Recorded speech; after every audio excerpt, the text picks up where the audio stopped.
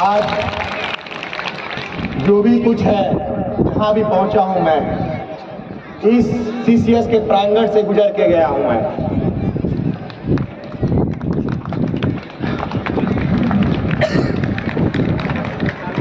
Principal sir का वो rounding, उस कोने में हमारा क्लास, इफ्तिकार सर का सुबह सुबह इंतजार करना, अच्छा अब कोई लेट हो रहा है, रुको रुको वहां गेट पे खड़े हो जाओ।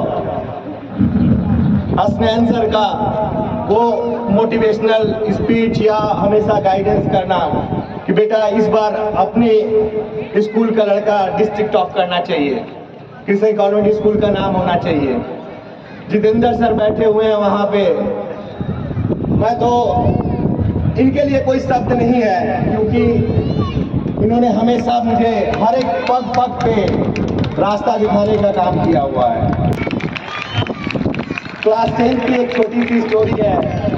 जब 10 का पेपर होने वाला था तो सर से हमने पूछा कि सर हम लोग के यहाँ थोड़ा मैथ्स में बड़ी इशू हुआ करती थी पहले, आज तो आप लोग बहुत लकी है कि अच्छी अच्छी फैसिलिटी है।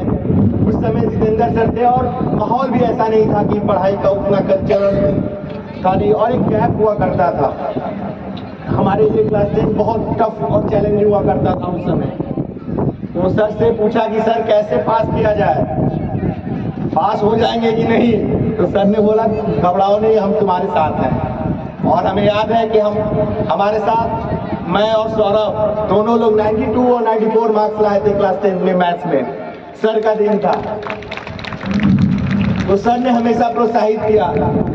10th जब पास किया हमने तो सर से पूछा कि सर आगे क्या करना है? माँ तो बोलती थी IAS कर लो, हम बोले ठीक है मम्मी।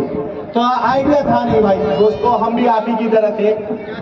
तो सर से पूछा तो सर ने बोला कि ऐसा है कि बेटा इंजीनियरिंग कर लो, उसके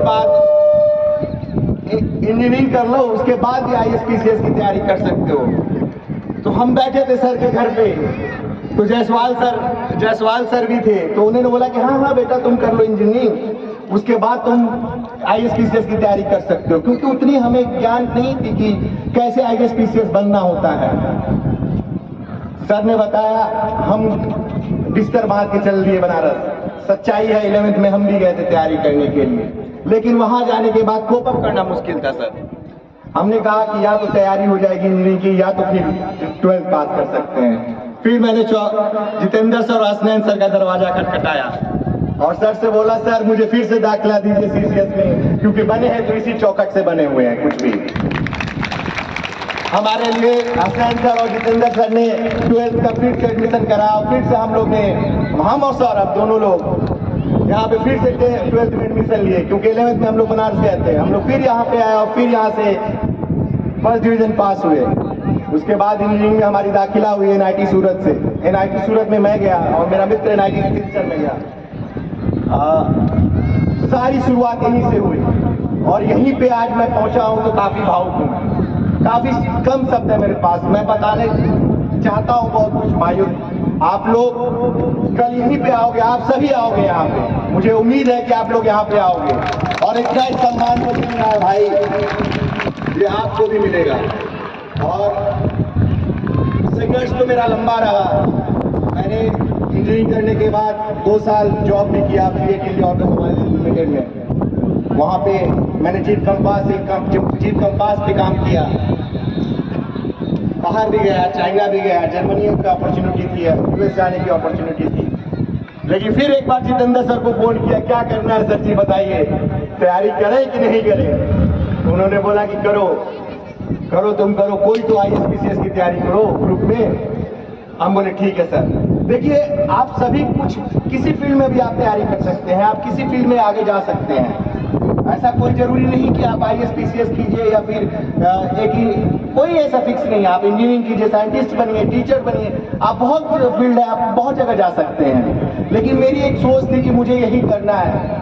तो सर ने बताया कि तुम्हारी सोच थी, तुम पथ से अलग जा रहे हो, अपने रास्ते से अलग जा रहे हो। फिर से तैयारी में जुड़ा। 7.5 साल की मेरी जर्नी रही, 7 साल 6 महीने 23 दिन। उसके बाद मैं SDM बना और मेरी माँ बैठी हुई है यहाँ पे।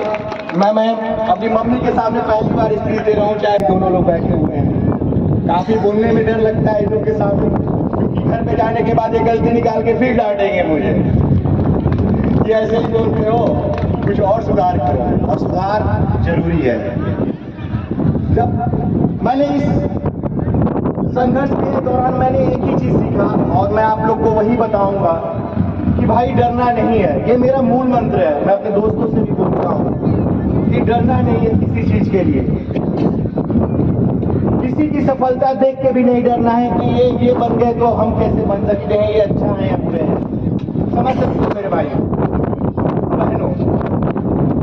और किसी अपनी असफलता से भी नहीं डरना है। चुनौतियां आएंगी, उन चुनौतियों का समाधान आप खुद करेंगे, कोई और नहीं करेगा। लेकिन एक साहस होना चाहिए, एक दृढ़ संकल्प होना चाहिए, एक ईमानदारी होना चाहिए, और एक निष्ठा होना चाहिए आपके अंदर कि आप सारी चुनौतियों को अपने कर्मों से उस चुनौतियों को समाप्त कर सकते हो। और मैं एक बस यही कहना चाहूंगा भाइयों, एक 3 चीज याद रख लो आप: पेशेंस, परसिवरेंस एंड डेडिकेशन। और शायद आज फेयरवेल भी है सर आज, तो ऐसा मैंने सुना था 10-12 के बच्चों का प्रीलिम्स है, सॉरी प्री बोर्ड है। आप लोग करो, अच्छा करो, विजन का नाम करो, क्योंकि एक ऐसी बुनियाद है ये, जो यहाँ पे IAS भी पैदा हुए हैं, PCS भी पैदा हुए हैं, और बड़े बड़े एमएनसीज में यहाँ ही के लड़के आज नाम कर रहे हैं। मेरा मित्र आज करोड़ों का पैकेज पे काम कर रहा है। मैं गर्व के साथ कह सकता हूँ, कोई मित्र मेरा किसी बैंक में मैनेजर है, कोई रीजनल हेड है। हम लोग के सारे मित्र जो हम लोग इस बैच में थे 2007 में, वो सारे अच्छे कर रहे हैं, और इसी चौखट से उठ गए हुए हैं। तो आप लोग अच्छा करो, यही दुआ है, और गुरुजनों का आशीर्वाद लेके आप आगे बढ़ते रहिए। धन्यवाद।